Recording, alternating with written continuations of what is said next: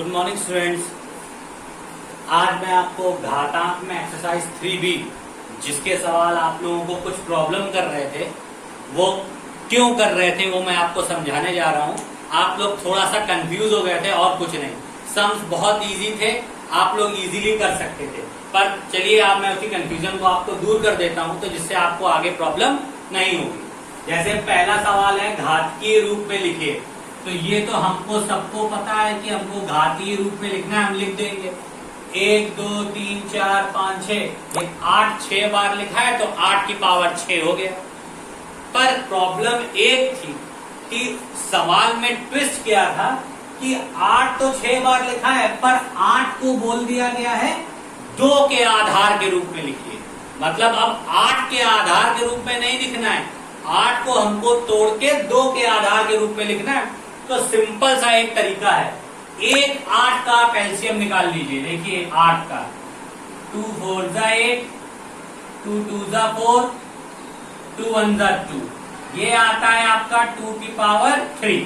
यानी जितने 8 हैं सबको हम क्या लिख सकते हैं, 2 की पावर 3 इंटू 2 की पावर 3 इंटू 2 की पावर 3, 2 की पावर 3, 2 की पावर 3 इंटू 2 की पावर 3। देखिए 8 1 2 3 4 5 6 टाइम था तो 2 भी हमने 3 and 3 6 टाइम लिख दिया। अब मेरी वही बात जो पहले मैंने बताई थी, आधार समान हो तो घाते आपस में जुड़ जाती हैं। तो सबका आधार समान है यानी सबका आधार क्या है 2, तो सबकी घाते जुड़ेंगी कैसे, 3 3 6, 3 9, 3 12, 3 15 और 3 18, यानी 2 की पावर कितना आ गया हमारा 2 की पावर 18। चाहे आप इसको डायरेक्ट 18 लिखिए या इसका सेकंड प्रोसेस क्या होता है, या इस तरीके से लिखिए 3 + 3 + 3 + 3 + 3 + 3, फिर इक्वल टू का साइन लगाइए क्योंकि बेस इक्वल है, पावर सारी ऐड हो जाती है। अब इसके बाद 3 3 3 3 3 टोटल कितनी आ गई 2 की पावर हमारी 18, और ये मेरा क्या हो गया आंसर। नेक्स्ट देखिए 25 इंटू 25 इंटू 25 को 5 के आधार के रूप में लिखना है। अब आप लोग यही कंफ्यूज थे कि आधार के रूप में क्या होता है। अब फिर वही काम 25 है, 25 का एलसीएम ले लीजिए आप लोग, 5 5 25, 5 1 5। अब 5 कितने टाइम आ गया 2 टाइम, तो 5 की पावर कितनी हो गई 2, तो 5 की पावर 2 यहां पे लिखिए, इंटू 5 की पावर 2 यहां लिखिए, इंटू 5 की पावर 2 यहां लिखिए, इंटू 5 की पावर 2 इसकी जगह लिखिए। लिख दिया। फिर मेरा पुराना प्रोसेस, सबके आधार समान है, मल्टीप्लाई हो रहा है, घात जुड़ जाएगी, तो चाहे तो डायरेक्ट लिखिए या तो फिर 2 + 2 + 2 + 2 ऐसे लिखिए। तो टोटल क्या आ जाएगा 5 की पावर 2 2 4 6 2 8, 5 की पावर 8, ये आपका क्या हो गया आंसर। अब इस सम में आपको प्रॉब्लम होनी नहीं चाहिए, सरल करके बताइए, घात के रूप में लिखने ऐसा कुछ था नहीं, पर चलिए कोई बात नहीं। इस सम में हमको पुराना ही प्रोसेस फॉलो करना था जो मैंने आपको बताया था। देखिए सबका आधार समान है, 3 3 3, सब में मल्टीप्लाई हो रहा है तो सबकी घातें आपस में जुड़ जाएंगी। कैसे जोड़ेंगे देखिए, 3 लिखा, ब्रैकेट ऑन किया, 4 + 6, फिर प्लस और -2। अब समझने वाली बात केवल यहाँ पे है कि सर आपने यहाँ प्लस क्यों लगाया। यहाँ मैंने प्लस इसलिए लगाया क्योंकि आधार समान हो, मल्टीप्लाई हो रहा हो तो घातें आपस में जुड़ जाती हैं, तो ये तो जोड़ने के लिए लगाया। अब आप बोलेगे सर ये -2, माइनस भी तो लगा है आपका, क्योंकि 3 की एक पावर हमारी किसमें थी माइनस में थी, इसीलिए हमने यहाँ -2 लिखा। आ गया समझ में, एक पावर 3 की माइनस में थी तो इसलिए -2 लिखना पड़ा। पर प्रोसेस के अकॉर्डिंग हम प्लस करते हैं, मल्टीप्लाई होता है, आधार समान होती तो मैंने प्लस भी किया। अब देखिए थोड़ा सा ब्रैकेट को ओपन करने से पहले 6 + 4 हमारा कितना हो गया 10, और plus into minus, bracket open करने के लिए प्लस माइनस, माइनस माइनस का 2 आ गया। अब इसको सॉल्व करेंगे तो 3 टू द पावर कितनी आ गई? 8। यही मेरा क्या हो गया? आंसर। आप लोग इसमें कंफ्यूज होंगे इस -2 की वजह से, बट आपको प्रोसेस क्लियर हो गया? Very good. नेक्स्ट में देखिए, नेक्स्ट वाले सवाल में बेस इक्वल है, डिवाइड हो रहा है। जब बेस इक्वल होता है, डिवाइड होता है, तो पावर सब्ट्रैक्ट होती है, यानी पावर कैसे हो जाती है? माइनस में। तो सबसे पहले तो पावर को आप माइनस में कर लीजिए, यानी 18 माइनस 12। अब देखिए आपकी एक ये वाला 4 तो छूट गया, ये 4 इन डिजिट के साथ मल्टीप्लाई में था, तो अगर मल्टीप्लाई में होता है तो पावर हमारी ऐड हो जाती है, इसलिए यहाँ पे प्लस का 3 लिख दीजिए, इसमें कुछ नहीं करना था। जब डिवाइड था तो पावर माइनस में कर दी, और जब मल्टीप्लाई हुआ तो वहां पावर मैंने प्लस में कर दी। अब देखिए सिंपल सी बात, 4 सब्ट्रैक्ट कर दीजिए, 6 प्लस 3 बचा, तो 4 की पावर कितनी आ गई बेटा? 9। ये आपका क्या हो गया? आंसर। इजी। नेक्स्ट में आइए सवाल में, 7/13 की पावर -6 -8 और -2y में y का मान ज्ञात कीजिए। ये भी बहुत इजी है बट इंपॉर्टेंट है, क्योंकि इस टाइप के सम्स एग्जाम में पूछे जाते हैं। देखिए 7/13 power -6, 7/13 power -8 is equal to 7/13 की पावर हमारी कितनी आई? -2y।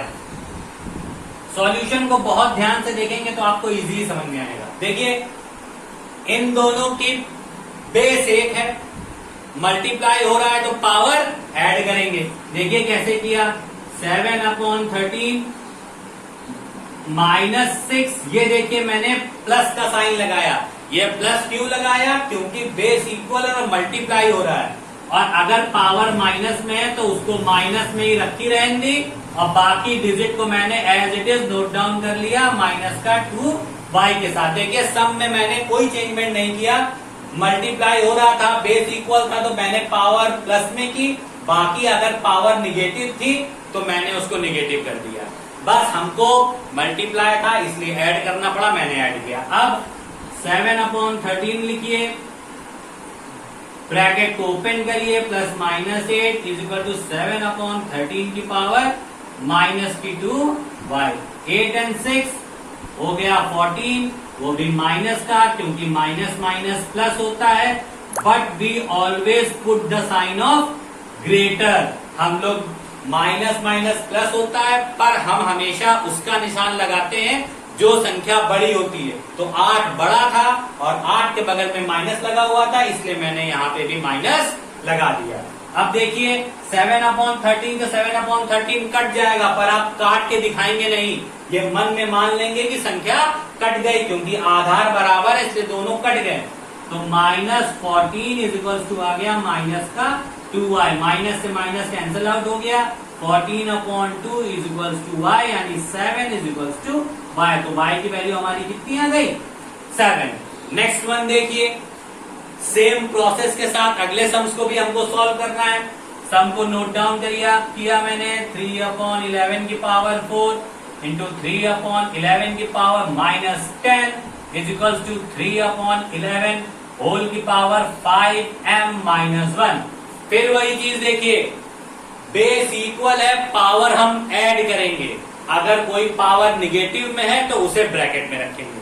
सिंपल सी बात, बेस इक्वल है, मल्टीप्लाई हो रहा है तो हम पावर को प्लस करेंगे, अगर कोई पावर माइनस में है तो उसको ब्रैकेट में लिखेंगे, और कुछ नहीं। देखिए बेस इक्वल है, हम पावर को प्लस करेंगे 4, और ये देखिए प्लस, और बगल वाली डिजिट हमारी माइनस में थी इसलिए मैंने इसको माइनस में लिखा, इज इक्वल टू 3/11 होल की पावर 5m-1। देखिए इसको 3/11 से 3/11 वापस से कट हो गया, पर काटेंगे नहीं, तो अभी मत कट करिए, सॉरी, पहले इसको थोड़ा सा और सॉल्व कर लीजिए। 3/11 और प्लस माइनस माइनस 3/11 होल की पावर 5m-1, सब्ट्रैक्ट कर दीजिए, 11 बचा यहाँ पे माइनस का 6 इज इक्वल टू 3/11 और 5m-1। अगर आप यहां कट करना चाहते थे तो कट कर सकते थे, वो भी गलत नहीं होता, वो मैंने मना किया आपको, बट ऐसा नहीं है कि आप किसी जगह कट नहीं कर सकते हैं, वहां भी कट आप कर सकते हैं। अब यहां पे कट कर दीजिए तो कैंसिल आउट हो गया, तो माइनस का 6 इज इक्वल टू बचा मेरा 5m माइनस 1। अब माइनस वाले डिजिट को जंप करा के इधर लेके आइए, -6 plus 1 is equal to 5m। Plus क्यों हुआ? निगेटिव डिजिट जब भी इक्वल टू जंप करती है तो प्लस का साइन बनाती है, तो माइनस का 5 इज इक्वल टू 5m। अब आप बोलेंगे सर यहाँ माइनस क्यों आया? फिर वही बात, plus minus minus, but we always put the sign of greater. जिसका निशान बड़ा, जो संख्या बड़ी होती उसका निशान लगता है। तो इसीलिए 6 बड़ा था तो 6 के आगे माइनस था, इसलिए यहाँ पे मैंने माइनस लगाया। -5/5 इज इक्वल टू m, कट गया तो -1 इज इक्वल टू m। ये आपका हो गया आंसर। देखिए आपको जो टिपिकल सम्स थे जिसमें आप थोड़ा बहुत कंफ्यूज थे, मैंने आपको सम का सॉल्यूशन करा दिया है। अब इस सारे सम्स को समझ के और इसी तरीके से जो बचे हैं सम्स वो इसी तरीके से होंगे और यही प्रोसेस उनके साथ भी फॉलो करना पड़ेगा। आप इस टाइप के सम्स की प्रैक्टिस कीजिए और अच्छी तरीके से सम्स को सीखिए। Thank you and have a nice day.